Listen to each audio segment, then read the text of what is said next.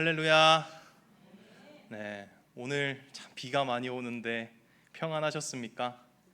네, 다들 평안하지 못하셨나 보네요. 네, 평안하셨습니까? 네, 그럼에도 불구하고 우리 서로를 축복하면서 시작하도록 하겠습니다. 사랑하고 축복합니다. 축복하겠습니다. 사랑하고 축복합니다. 사랑하고 축복합니다. 네, 습해도 교회는 시원합니다. 너무 뽀송뽀송하네요. 제 몸이 다 말랐습니다. 좋습니다. 네, 자, 여러분들 제가 질문 하나 하도록 하겠습니다. 여러분들은 예수님을 따르고 계십니까? 역시 묵비권을 행사하시는군요. 네. 네, 저는 듣지 않도록 하겠습니다. 옆에 분들과 한번 이야기해 보세요. 당신은 예수님을 따르고 계십니까? 한번 물어보실래요? 당신은 예수님을 따르고 계십니까? 네, 저는 안 들립니다. 여기서 여러분들의 소리가 안 들려요.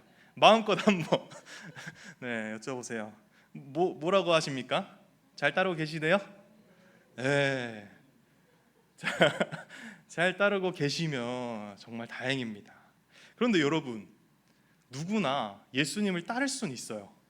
누구나 따를 수 있지만 모두가 같은 마음으로 따라갈까요? 오늘 말씀에서 예수님을 따르는 자들의 두 가지 유형이 나타납니다.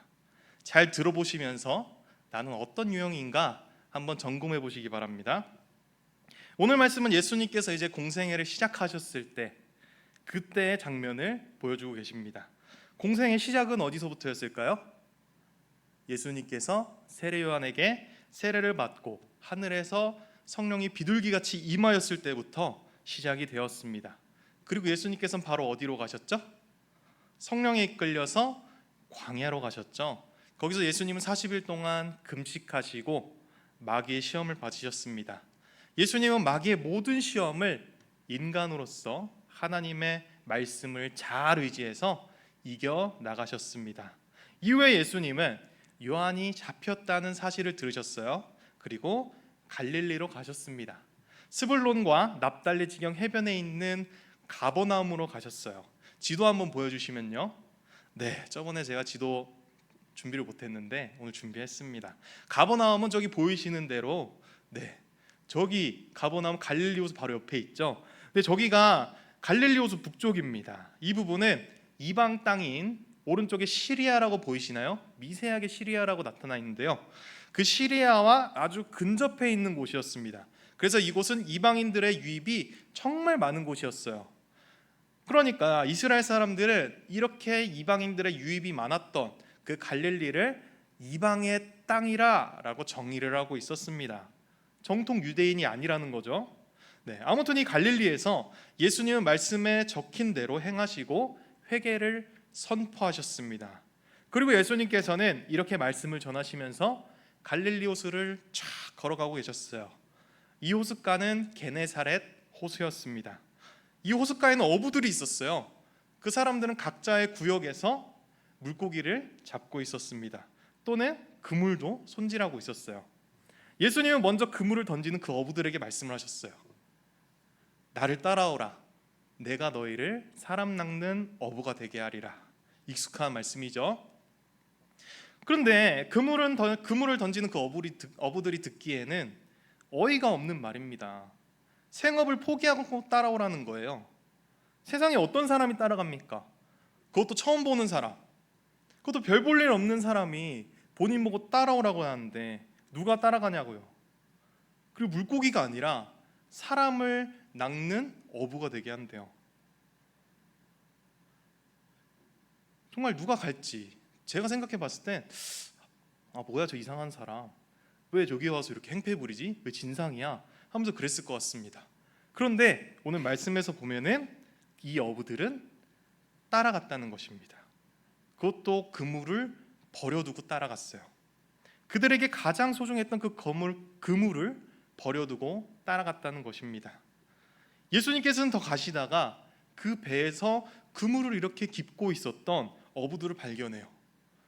늙은 어부 한 명 있고요, 젊은 어부 2명이 있었습니다. 예수님은 이 젊은 두 어부들에게 말씀하세요. 너희도 따라오라. 그런데 이 두 어부도 본인들에게 가장 소중했던 거, 배와 그리고 본인의 아버지를 버려두고 예수님을 따라갔습니다. 이 사람들은 누굴까요? 바로 미래의 제자들 베드로와 안드레, 야고보, 요한이었습니다. 예수님께서 이들을 데리고 갈릴리를 두루 다니시면서 회당에서 가르치시고 천국 복음을 전파하셨어요. 그리고 병든 자, 약한 자들을 고치셨습니다. 그런데 이 소문이 어디에 퍼지냐? 아까 보셨던 옆 동네 시리아에도 퍼지게 됩니다. 갈릴리가 시리아에 되게 가까웠어요. 그래서 사람들이 모든 앓는 사람들, 병에 걸려 고통받거나 귀신 들렸거나 간질이 있거나 중풍병이 있거나 그렇게 막 아픈 사람들을 데려와서 막 고쳐달라고 하는 거예요. 예수님은 그 사람들까지 다 고치셨습니다. 이 사실은 이방 땅뿐만 아니라 온 유대 땅에 퍼졌어요. 그래서 수많은 무리가 예수님을 따르기 시작했습니다. 오늘 우리는 이 말씀에서 무엇을 발견할 수 있을까요? 여러분들은 어떤 부분이 다가오십니까? 제가 발견한 부분은 이 부분이에요. 먼저 20절을 한번 볼까요? 같이 한번 읽어보겠습니다. 시작. 그들이 곧 그물을 버려두고 예수를 따르니라. 아멘. 이어서 22절도 같이 보겠습니다. 같이 읽습니다. 그들이 곧 배와 아버지를 버려두고 예수를 따르니라. 마지막으로 25절을 보게 되면 예수님의 소문을 듣고 유대인뿐만 아니라 요단강 건너편 이방 사람들도 예수님을 따른다라고 나와 있습니다. 여기서 예수님을 따르는 사람들, 그 사람들에게 차이가 있다는 것을 발견할 수 있었어요.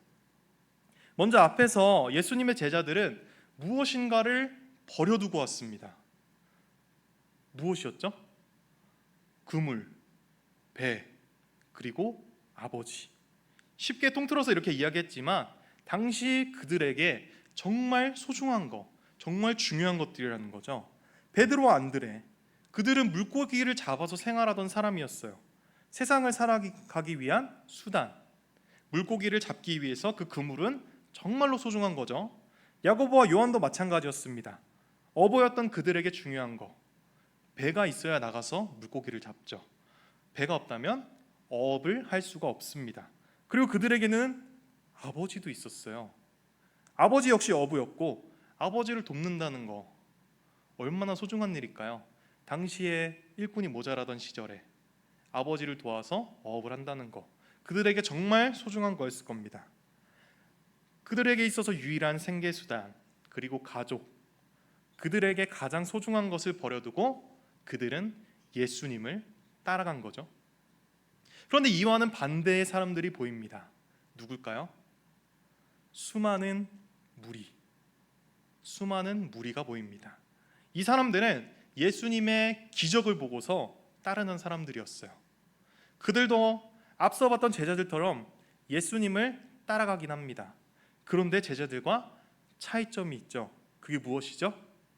소중한 것을 버려두고 따른 것이 아니라는 겁니다. 그들은 기적을 일으키시는 예수님을 통해서 그냥 무언가를 이루기 위해서 따라간 겁니다. 그게 뭐 로마로부터의 구원이든 병든 자 고침이든 귀신 들린 자 쫓아냄이든 그 어떤 것이든 철저하게 자신에게 유익이 되는 것을 무언가를 가지고서 예수님을 따라갔다는 겁니다. 마태복음만 봤을 때 제자들은 이 예수님의 기적을 행하셔서 따른 것이 절대 아니었어요.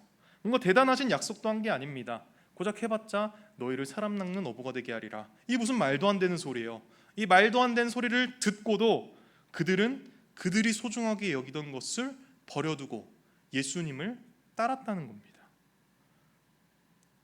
여러분, 예수님은 그저 우리의 유익을 위해서, 우리의 욕구를 충족시키시기 위해서 이 땅에 오신 게 아닙니다.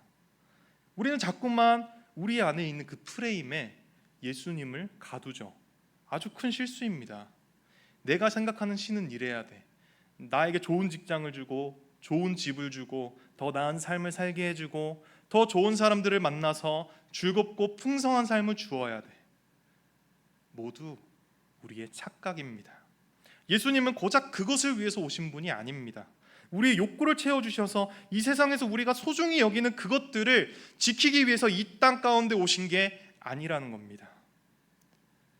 그저 우리의 뜻대로 사용하는 도구가 아니라는 거죠. 예수님이 왜 이 땅에 오셨습니까? 우린 잘 알고 있잖아요.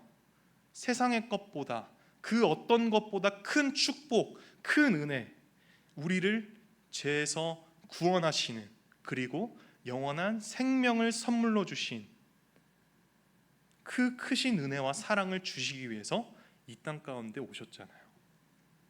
세상에 아무리 귀한 것이 있더라도 이보다 귀할 수는 없을 겁니다. 죽음에서 구원해 주신 은혜보다 더 좋은 것은 없는 것이죠. 제자들은 이러한 사실을 아주 뒤늦게 알게 되지만 지금 이 순간에 적어도 오늘 말씀에서 무언가를 봤다는 것입니다. 제자들이 예수님의 겉모습을 보고서 뭘 알았겠어요? 나사렛 목수 출신이 뭐 얼마나 대단한 옷을 입고 있었을까요? 삐까뻔쩍한 옷을 입고 다녔을까요? 정장을 입고? 누가 봐도 구원자처럼 생겼을까요? 아니죠. 그런데 그들은 영적인 눈으로 다른 무엇인가를 봤다는 겁니다. 바로 이 세상에서 그 어떤 것보다 귀한 분이신 예수님을 봤다는 것입니다.